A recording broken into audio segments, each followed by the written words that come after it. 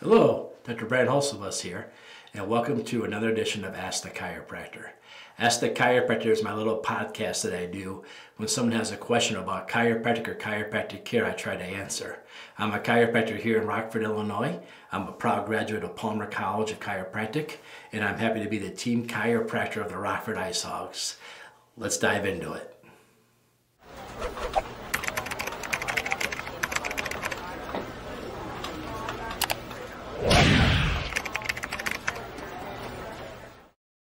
Hello and welcome to another podcast. So today I'm going to talk about the common myths that people think are true about chiropractic or what we do and what the actual facts are. And some of them might just be opinions, some of them might be just ideas, but I'm just going to go through my little list. I've kept this list on my desk for about 3 weeks, and I've been trying to think of different topics we could discuss on this podcast on this topic. So I'm going to dive right in. Number one, your medical doctor or orthopedic doctor knows more about what we're doing than we know what we're doing. Your medical doctor, orthopedic doctor, they might be great medical doctors, they might be fantastic orthopedic doctors, but I'm willing to bet they don't know nothing about what chiropractic is or what chiropractors do. So when you go to them before you come to us to ask whether or not you should see us and want their opinion, it's foolish. You wouldn't ask your podiatrist about, can I get my teeth looked at? Because your podiatrist doesn't know much about teeth. He wouldn't tell you whether you should go to the dentist or not. Everyone needs to stay in their lane. So I started this whole podcast one day because I got upset about this topic. I got upset that a patient came in that was suffering for years, received one chiropractic adjustment, and the last 5 years of their suffering went away. And so that upsets me. And it upsets me too when a patient's doing really good. We maybe send them to an orthopedic doctor to have their shoulder looked at, and then somebody over there tells them, well, don't go back there, they can hurt you. That really makes me mad. Yeah, if I quote Homer Simpson, grinds my gears, okay? You have to understand that chiropractic started in 1895. And the fight with chiropractors against medical doctors, claiming that medical doctors are trying to ruin us, ended in 1990. So from 1895 until 1990, the American Medical Association was found guilty of trying to contain and eliminate chiropractic. The Chester Wilk case is when this all came to an end. That happened in February of 1990. So 95 years of them, of our 128 years of existence, of them trying to say bad things about us. Now, when you lie about something for that long, when you make up that many falsehoods about something that long, it's hard for anyone to ever know the actual truth. So if you really want to know the truth about chiropractic, you have to talk to a chiropractor, okay? Here's another one, that we're not licensed physicians. Now, I'm going to speak in Illinois. Every state's a little different. In Illinois, I am a licensed physician. My license is the exact same license that every medical doctor, no matter what field of medicine they practice in, same licensing board, same regulatory board, same board requirements. Until recently, they gave us more. They have 3 national boards, we have 4 now. Our national boards always matched up until about 10 years ago. Like I said, if I have to go to the governing body, it's the same governing body that interviews your family doctor, same that interviews the orthopedic doctors. So in Illinois, we're licensed physicians. We go to schools, we go to chiropractic colleges. I went to Palmer College. Palmer College is the oldest chiropractic college, one of the largest chiropractic colleges, if not the largest chiropractic college, and has the best pass-fail rate on national boards. Yes, we take national boards too. Our schools are accredited by the exact same agencies that accredit every other college in America. Those don't say chiropractic school isn't a real school. It's like basically saying Harvard's not a real school, because the exact same credentialing bodies that credential our school credential every school. We have federal loans like everybody else has, any other school does. So our schools are very old, very established. Palmer was established in 1897. It's a very old school, very prestigious school. So yes, we go to real colleges. Majority of us have our Bachelor's of Science before we start chiropractic school, and those who usually graduate get both at graduation, like I did. Okay, I got my Bachelor's of Science from Palmer College and my doctorate of chiropractic from Palmer College. Yes, we have a doctrine. When you get a doctrine, you call yourself doctor. Whether it's like our First Lady of the United States currently, Dr. Biden, who's got a doctorate in education, whether it's a doctorate in theology, like the person that can lead Sunday services at your local place of faith, you earn a doctrine, you get the name doctor. We don't have a medical doctrine, we have a chiropractic doctrine. Why would we have a medical doctrine? We're not medical doctors. So when someone says chiropractors are not real doctors, ask them to define what a doctor is, because you'll find out there's a lot of people that you call doctor probably don't fit that definition of what that person says. I define doctrine as someone who's earned the title, the diploma of a doctrine, and therefore now has a title doctor. When you get an adjustment, another common myth, number 3, when you get an adjustment, we actually put the bone right back where it's supposed to be. No, we don't do that. That would be awfully violent. What we do when we do a chiropractic adjustment, we don't put the bone back into place. We free the bone up. When the bone gets subluxated, subluxation is when 1 or 2 vertebral bones become misaligned, and in doing so, they create a stress, and they create a stress response, and that alters the nervous system. When a chiropractor does a chiropractic adjustment, they relieve the subluxation, and the body starts the healing process. The good news for us is the bones were designed to go back in place. They got grooves and bumps that all interlock. The chiropractor's job is simply free the bone up, free the subluxation up, so that way the body can take care of it from there.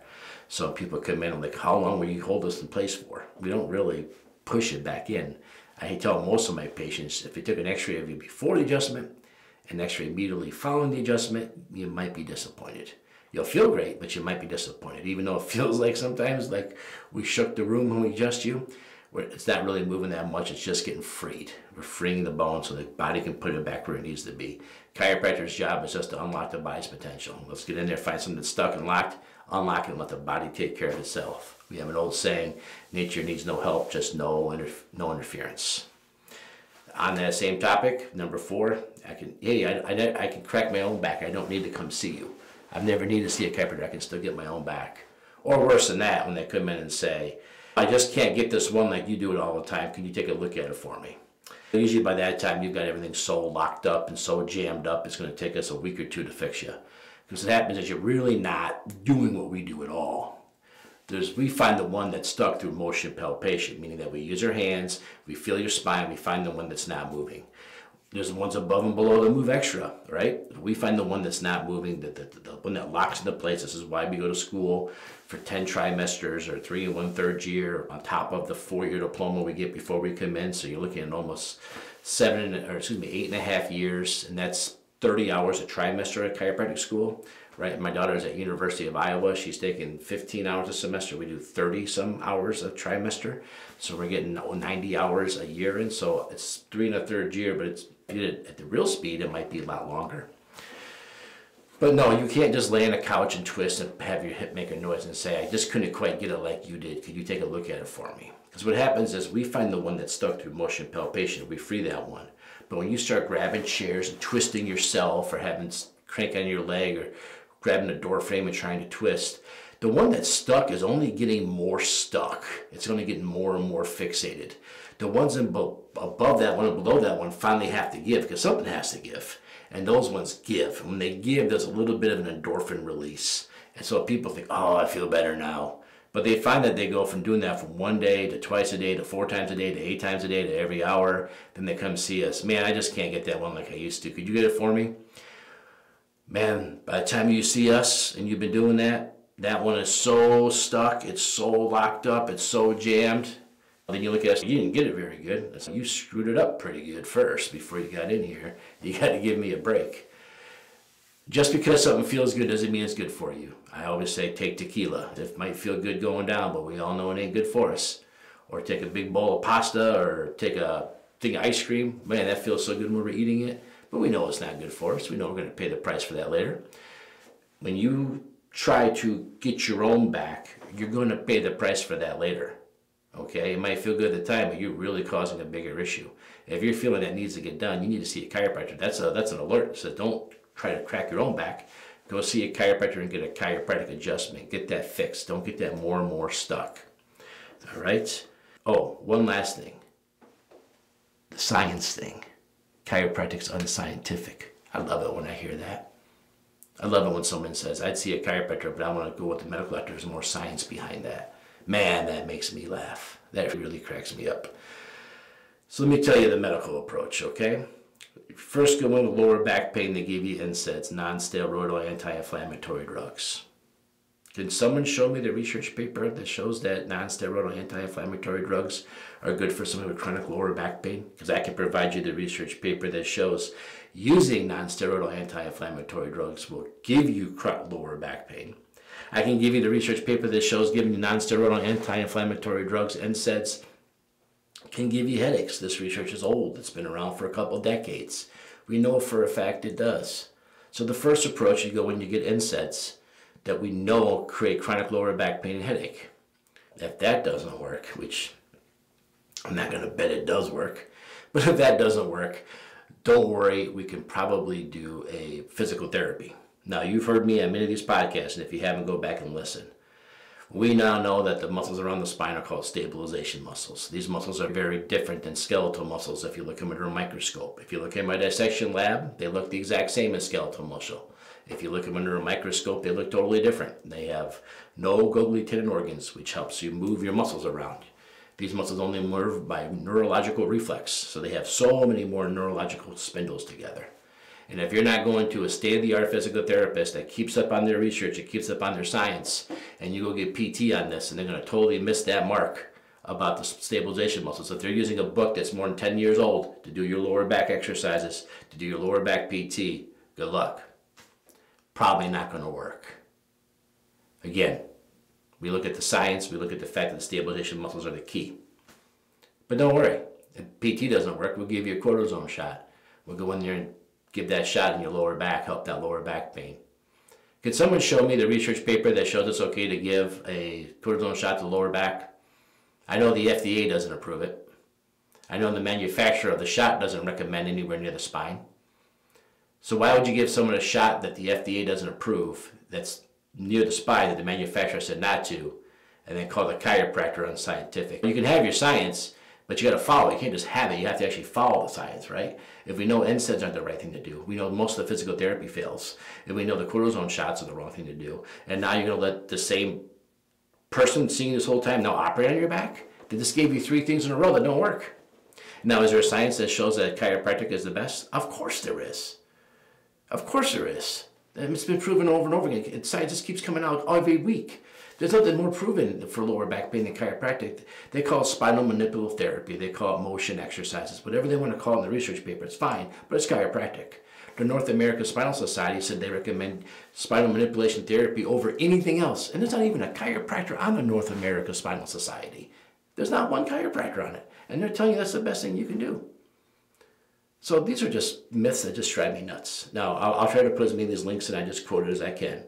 A lot of links. And if you go back to my old podcast and do a search, you can find them all. I've broken each one of those things down one by one, those research papers I just quoted real quick.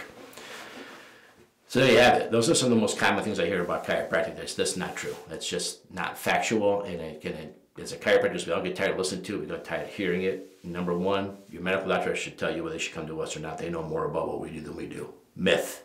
Number two, we're not really educated. We don't really have a license. Myth, not true. We're not real doctors. Not true. We have a doctrine. Number three, when you give you an adjustment, I actually put the bone, physically move the bone back into place. No, we just give it a chiropractic adjustment, free up get rid of the adhesions, make the vertebrae move again, and let the nervous system go back to doing what it's supposed to do. You can crack your own back. Myth number four, can I crack my own back? No, you cannot. You can make it make noises, you can make it more fixed, but you can't do what I do to yourself. I wish you could. I wish you could, because when I travel, I wish I could take care of myself. Unfortunately, I can't take care of myself on the road, but luckily I have 2 great doctors here that find care of me. And lastly, there's no scientific research behind what we do. And that's crazy. That's just crazy. There's all kinds of it. Go to Palmer College, palmer.edu, they have research there. Go to chiropractic.org, they got tons of research there. And remember, if you do research, look at my old research podcast. Make sure you always type in PubMed to find the real research. We got research today that shows how many adjustments it takes in order to start to make a change in your spine. It takes 12, by the way. 12 adjustments to start to make a change. So you have to give chiropractic adjustments at least 12 tries. All right, everybody? So there you go. Common myths and misconceptions about chiropractic care, settled by a licensed chiropractor. Thanks for tuning in. I'll see you next week. And remember, if you have a question about chiropractic or chiropractic care, only one person's qualified to answer that, and that would be a chiropractor. So if you have a question, wherever you're listening to this or hearing this or listening, seeing together, reading about this, leave a comment below. Maybe next week you'll be the question of the week. And like always, please make sure you like and subscribe. Thanks, everybody.